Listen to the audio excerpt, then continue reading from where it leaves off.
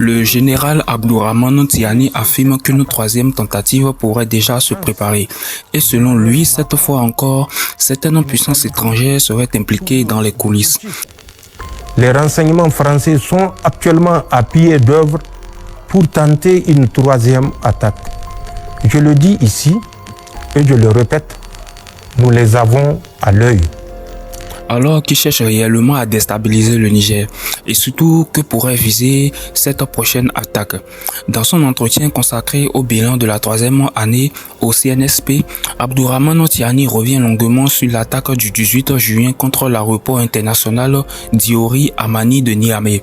Et pour lui, il ne faut surtout pas regarder cet événement uniquement comme une simple attaque terroriste. Le président nigérien affirme que l'opération aurait été préparée autour de trois objectifs simultanés: l'aéroport international Diori Amani, le palais présidentiel et ses annexes, ainsi que le centre d'instruction et l'école de formation des officiers de Tondibia. Selon Tiani, les forces nigériennes auraient réussi à anticiper une partie de cette opération. Il affirme notamment que le commando chargé de s'en prendre au palais présidentiel et au centre d'instruction aurait été interpellé les 16 et 17 juin, soit seulement quelques jours avant l'attaque. Quant au groupe positionné autour de l'aéroport, les autorités nigériennes auraient toujours, selon lui, identifié sa composition et suivi ses mouvements.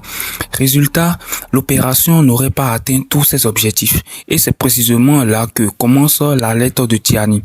Le chef de l'État nigérien affirme que l'attaque du 18 juin ne serait donc va même plus loin en déclarant: les renseignements français sont actuellement à pied d'œuvre pour tenter une troisième attaque. Une accusation particulièrement grave que Tiani présente comme une menace toujours active contre le Niger. Pour expliquer cette situation, il insiste également sur l'importance stratégique de l'aéroport de Niamey, le Niger étant un pays sans accès à la mer. Tiani considère que cette infrastructure représente un point essentiel pour relier le pays au reste du monde. À ses yeux, frapper l'aéroport ne serait donc pas un acte symbolique, ce serait viser directement l'un des points névralgiques du pays. Il affirme également que l'attaque avait eu une dimension informationnelle. L'objectif, selon son analyse, aurait été de donner l'image d'un Niger incapable d'assurer lui-même sa sécurité après le départ des forces occidentales. Autrement dit, il ne s'agirait pas seulement de frapper une infrastructure, mais aussi de frapper l'image du pays. Et Tiani ne manque évidemment pas de rappeler le contexte politique qui, selon lui, explique cette pression. Il estime que le Niger est engagé dans un bras de fer et à de longue durée avec certaines puissances étrangères. À l'entendre, ceux qui pensent que la menace va disparaître après une seule attaque risquent donc d'être déçus. En résumé, selon Tiani, les assaillants ont tenté de frapper plusieurs cibles stratégiques, mais la riposte et l'anticipation des forces nigériennes auraient empêché la réalisation complète du plan.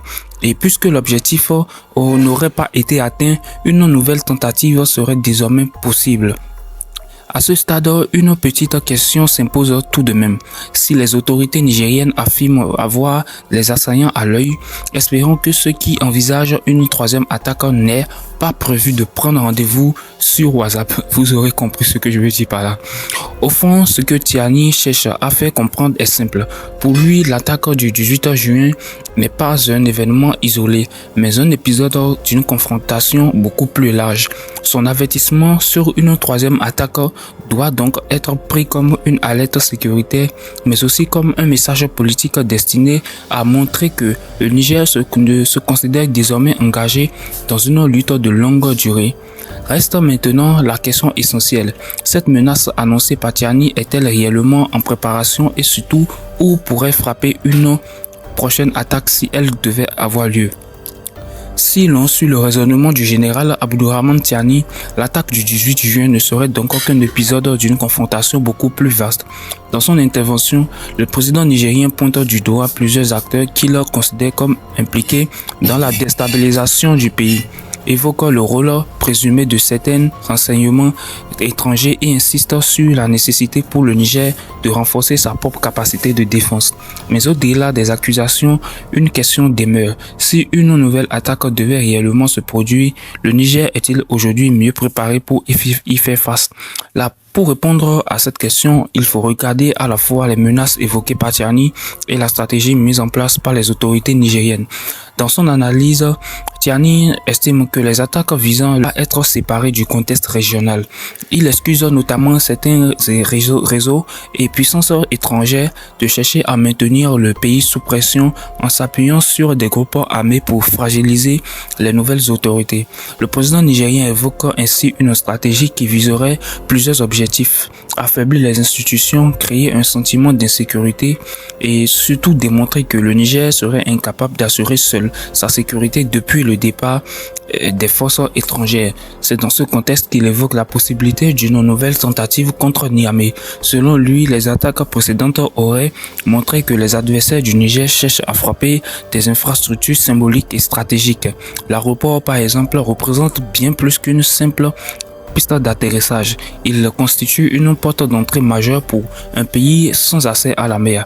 Mais face à cette menace, le discours de Tiani insiste surtout sur un changement de doctrine.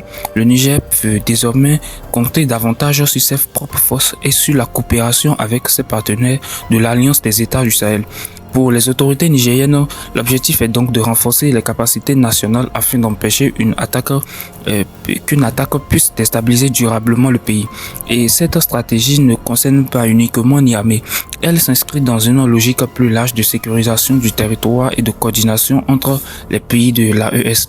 Le raisonnement est simple: si les groupes armés peuvent circuler et agir au-delà des frontières, la réponse sécuritaire doit-elle aussi dépasser les frontières nationales? C'est justement l'un des arguments avancés pour justifier le renforcement de la coopération militaire entre le Niger, le Mali et le Burkina. Reste que la menace demeure sérieuse, car même lorsqu'une attaque échoue à atteindre tous ses objectifs, elle peut envoyer un signal. Elle peut tester les défenses, identifier les failles et surtout préparer le terrain pour une opération future. C'est précisément ce qui donne du poids à l'avertissement de Tiani. Si son analyse est correcte, le véritable enjeu ne serait donc pas seulement de savoir qui a attaqué le Niger le 18 juin, mais de déterminer si cette opération constituait un simple épisode ou le début d'une nouvelle séquence. Et dans ce genre de situation, les autorités n'ont clairement pas intérêt à attendre que les assaillants envoient une invitation officielle avant de se préparer. Au final, le message de Tiani est clair. Pour lui, le Niger fait face à une menace durable qui dépasse les seules attaques terroristes. La réponse passe donc par le renforcement des forces nationales et par une coopération accrue au sein de l'AES.